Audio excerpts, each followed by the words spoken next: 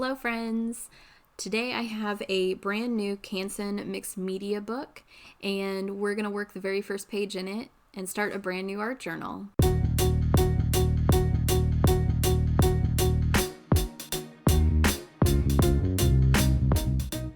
I've gone back and forth about what I want to use first, and I think I'm going to use these Dilusions ink sprays that are made by Ranger. I did consider doing some watercolor, but I think I want something that's going to be really very bright and vibrant, so I think this is going to give me that effect a little bit better. I believe I'm going to use the fuchsia, the cherry pie color, and the London blue. I think I'm going to leave the green out for now.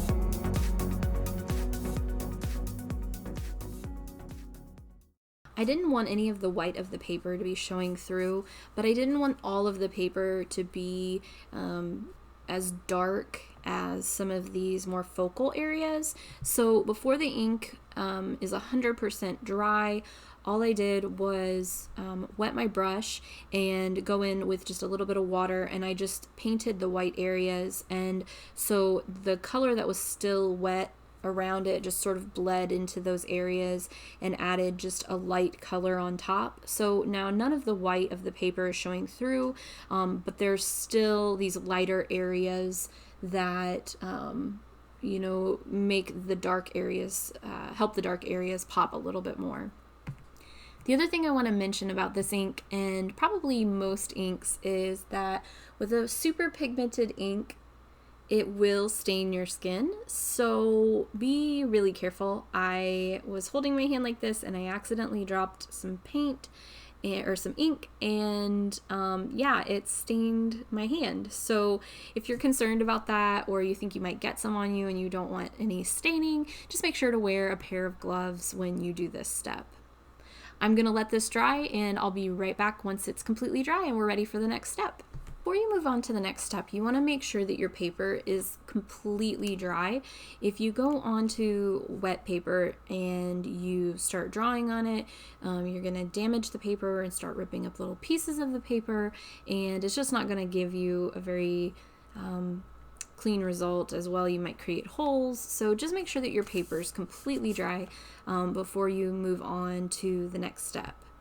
So I'm not very good at freehanding the shape of a heart, so all I've done is gone in and created myself a little stencil to follow, and it's pretty simple to do.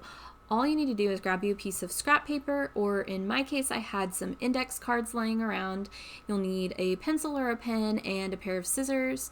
And all you're gonna do is fold the index card in half, draw half the shape of the heart, and then just cut around it. And that's gonna give you a perfectly symmetrical heart.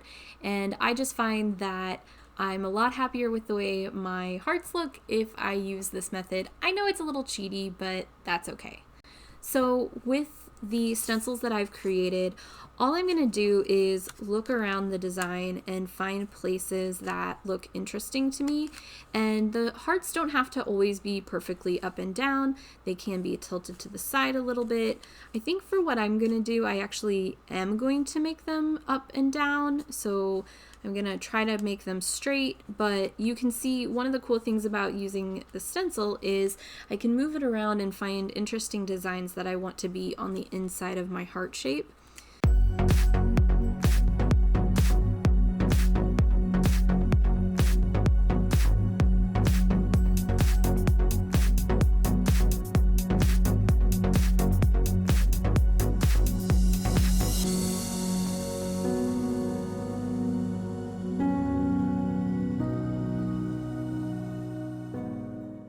Okay, I'm finally happy with the layout of my hearts, and you can do as few or as many as you prefer. Next, I'm going to go in with a Micron pen. I'm using a 0.5 size nib, and I'm just going to trace around the hearts.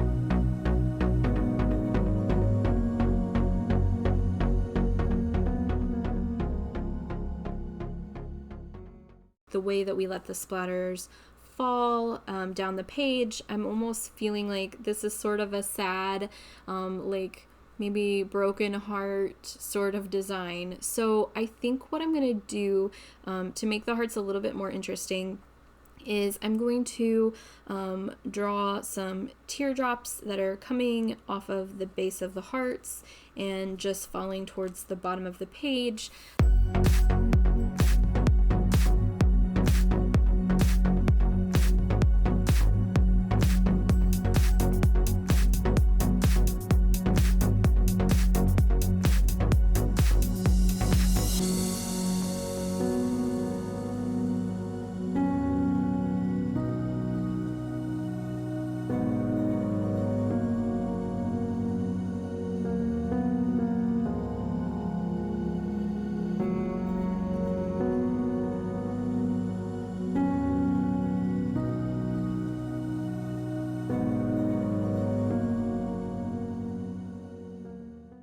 So I'm pretty happy with how this looks, and I think I'm ready to put a sort of sealant over the top to protect what I have so far. So I'm going to go in with some Liquitex matte gel, and this is just an old kind of beat up paintbrush that I'm not too worried about. This stuff will really wreak havoc on your paintbrushes, so you just want to make sure that you're using one that you don't care about. And I'm just going to paint over the entire piece, and then I'm going to make sure to let it completely dry before I move on to the next step.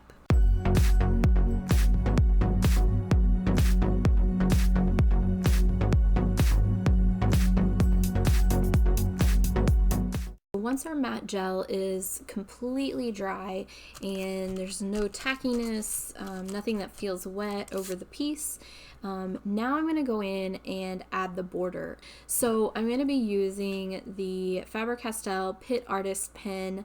This is the big brush in the color black. 199, and I'm going to be using a baby wipe. And all I'm going to do is go around the outside, and before it's dry, I'm just going to smear it to give it a distressed look.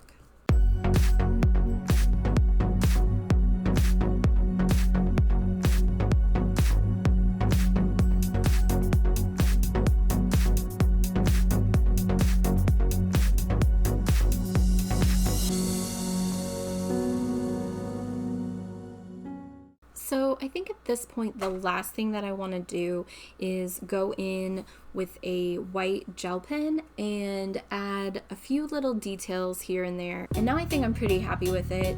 Overall, it's not one of the more busier pieces that I've done, but I really love the background and I wanted the background to stand out. So I think it looks really pretty, and I think it's a nice first page to my new art journal.